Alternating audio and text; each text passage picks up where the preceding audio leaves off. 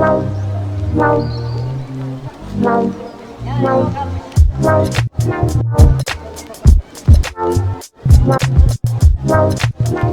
back to my channel, everyone, for a brand new video, and here I have a review for Wicked, both part 1 and for Wicked for Good. So this past Thursday, I was able to go to a Wicked double feature at my local Regal. Very fun, about 5 to 6 hours, just in the theater. Didn't really feel as long as I thought it would really be. The movie was so fun. It was a day before the actual premiere on the 21st. The only day they were doing a double feature.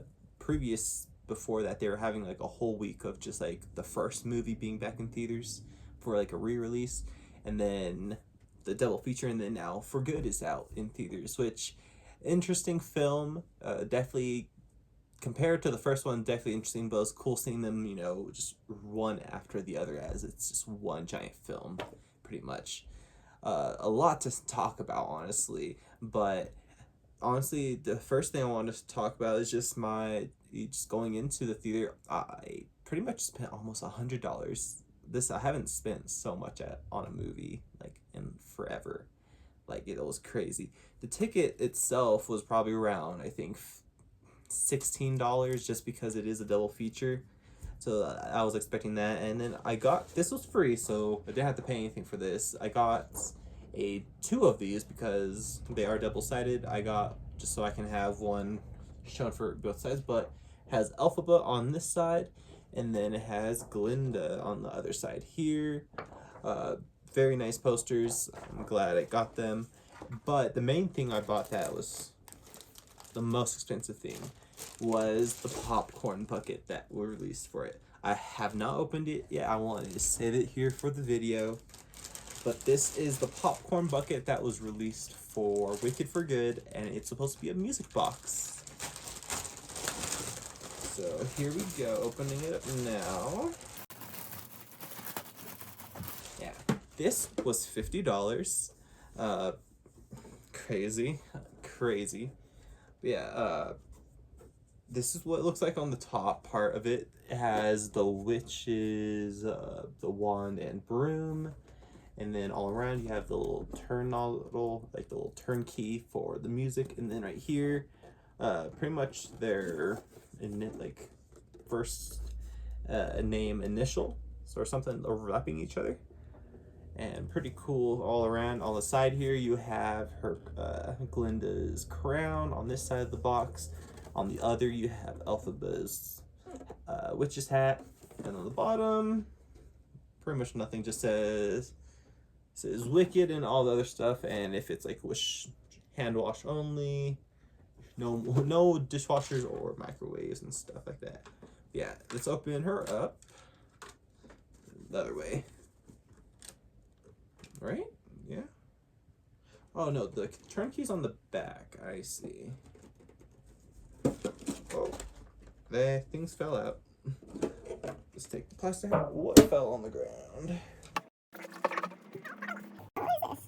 Oh, it's a little instruction thing, just where to. I was like, what is this drawing? But it is Elphaba and Glinda here doing their little dance, But it's that little paper's telling me where to put this thing right in here. There's a little thing in the top right here. Oh, right here. That is where I'm going to be putting the little here. I think it's a spring, actually. Oh, there we go. Yeah, so when it goes down, it's just does that. There's a little mirror also in here. It's not like the best mirror, or I think that's why. There's a little film over it that says pull. A little thing that says pull.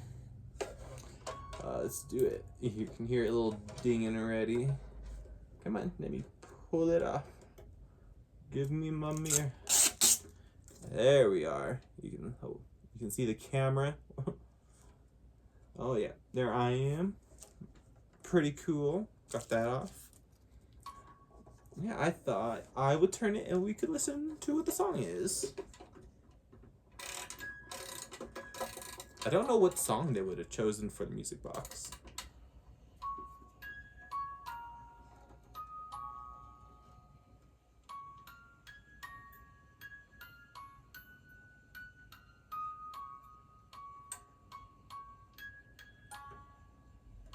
Not too sure exactly which song.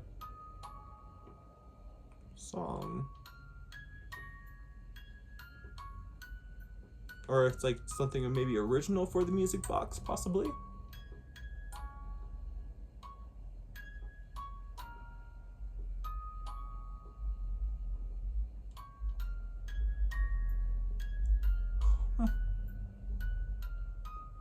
I like it though, and the inside it's pretty big inside, so I don't know what I'm gonna put in here. If I'm being honest, but this is pretty nice. I haven't really bought into much. The last movie bucket I bought was think some like discounted like Captain America Brave New World buckets. Or and before then, like I guess the Star Wars anniversary bucket for the Revenge of the Sith. Okay, that is the song for that little music box. Okay, yeah, it cost me $50 for this right here. But you know, pretty fun. And then you know the Regal had their lobby all pretty nice and like decorated. So at the end of the movie, I took a whole bunch, not a whole bunch, but a couple photos in front of the posters that they had available. Pretty much I think the images that are on this double-sided poster here. But yeah, the movie. Let's go into part one. Yeah, so part one, I own it here. Just a little reference. Such a good movie, I thought. And seeing it on the theater, I didn't get to see it last year in theaters. So I'm glad this made up for it, being able to see a double feature this year in theaters for Wicked. The first part, the music, amazing. Honestly, the whole film is just a whimsical adventure you pretty much going on, and this journey with the characters. You know, you got just for it being a prequel story to like the Wizard of Oz, that and eventually when it gets to For Good, trying to be a little bit concurrent in events with like the Wizard of Oz story with Dorothy. Very interesting how they like went into these characters' backgrounds. Elphaba being a woman who's just misunderstood and then framed pretty much for her act for just things she didn't really do, or was I guess manipulated into doing, to put it, and just crazy.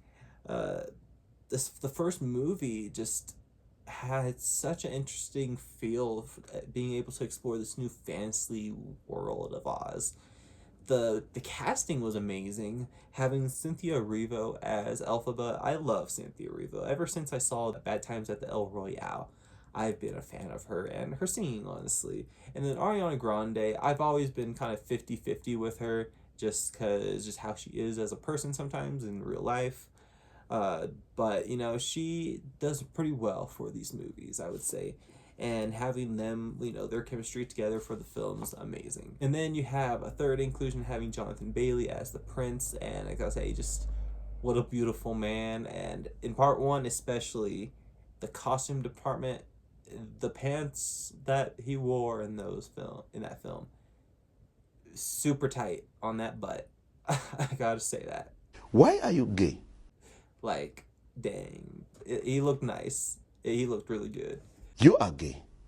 Uh, but and everyone else, their costumes were so good.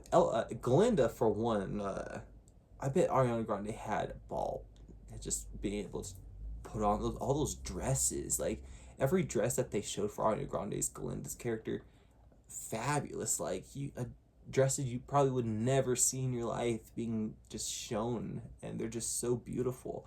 And then Cynthia Erivo's character kind of just like she kind of gives off almost a goth feel, just a little bit in a way, and it's fun having, you know, that colorful versus dark personality clash with against each other. And the film is just trying to go not always into spoilers for these films, just for people who still haven't seen these things. Uh, but the conflicts that erupt in these films is crazy. It kind of ties into almost some real world events, it feels like, so with how the story progresses, especially when it comes to like animal rights. It feels very similar to real things going on right now with human rights and stuff going on around with people just trying to live their own life. Uh, and the film does an amazing job, especially when, like I said, when it comes to the music. It gets you really wanting to go dance. Like, it makes you kind of want to like dance a bit. Like, I don't think there's such a thing like a single bad song in this first part.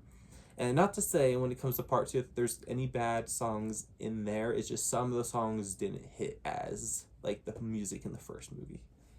Um, but yeah, the casting for this going on a bit more. Michelle Yeoh as Madame Morrible.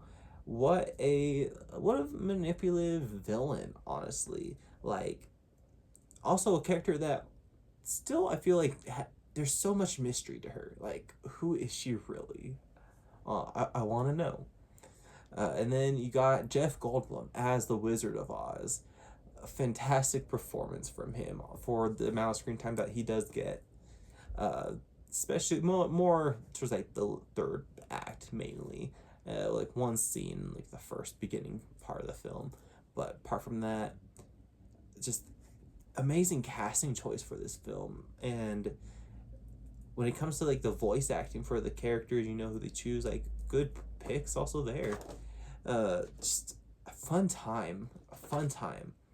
And then going into For Good, a bit more spoilers here for the second part here. Um, Interesting part, I would say. It definitely had its feel as a part two. I don't know how to really put it. For a film that is about 30 minutes shorter than its part one, I could feel its shortness. Also, I think I don't know if other people like felt it, but I did feel a pacing issue throughout the film, especially when Dorothy got introduced in like near the third act. Let's honestly put it. Just when Madame Warble conjures that tornado, like things go a bit more downhill with the story. I think it kind of feels a bit more, I don't know, more rushed in its pacing, and especially what they do with Dorothy's character. Like, we'll get there, but to continue this off, part two is 5 years later. There's pretty much a time jump from when we first saw Elphaba at the end of part one, and she is continuing her fight for animal freedom. And she's still being hunted by the wizard's guards and whoever, Prince Fiero now as the captain of the guards.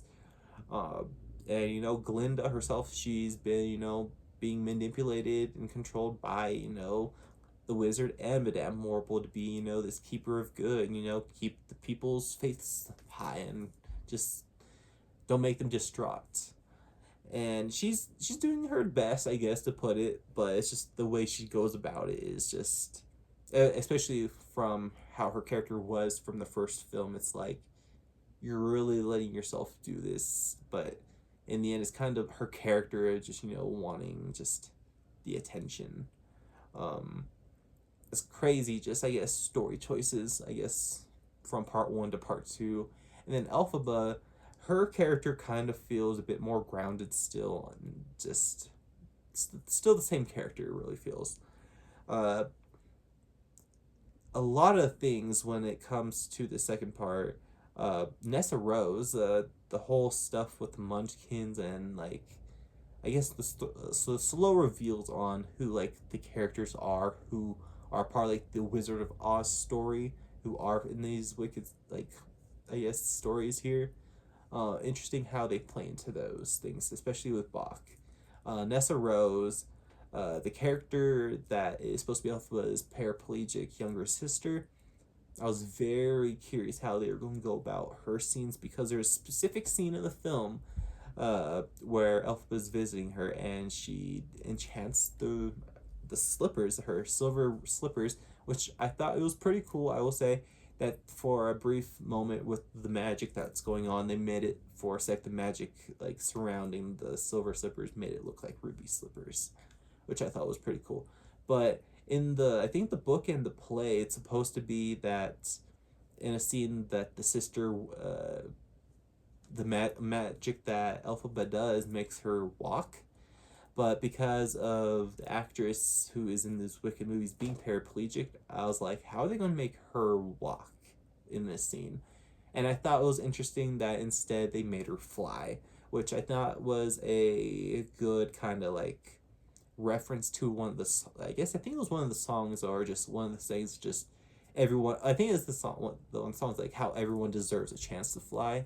I thought it was kind of reference to that, almost with how she's doing it instead of making her walk, which would have been crazy if they did that or pulled it off. But very interesting. And then, though, I would say after that, I thought it was going to be a thing that would continue with her character, but no, it's just for one scene, and then Bach is just like, I'm out of here, and then she's back in her wheelchair, and with her final scene, with the tornado and her being the Wicked Witch of the East, I will say I do appreciate how the sister pretty much took on that role of being the Wicked Witch of the East and like proclaimed it for herself. I thought that was pretty neat. But her demise was pretty interesting when it came to that tornado conjuring scene. Trying to parallel it with the Wizard of Oz and Dorothy, which I'm glad they actually had a actual person in the role and it was like a CG character. But I'll say I was one of the main things for the second part I was so excited about was Dorothy going to be appearing. But the way they did her character, I think they did her dirty. Even though I know this is a story about Elphaba and Glinda, I thought they could have done some pretty cool stuff with the Dorothy character, and they just don't. And a lot of this comes towards with the pacing issues also.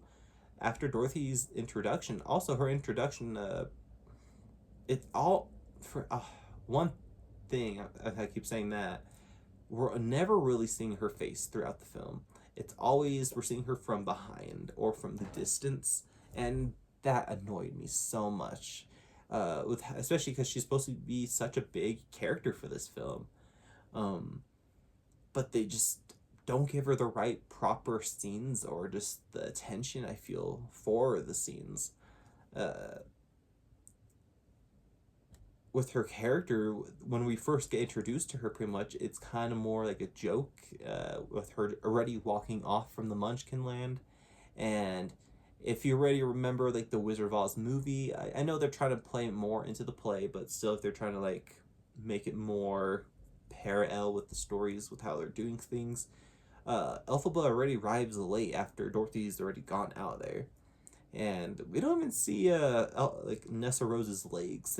Like the way they did it, they really made it seem like she got like full on splat, just squished. But it was interesting, and it's kind of one of the turning points for Elphaba's character.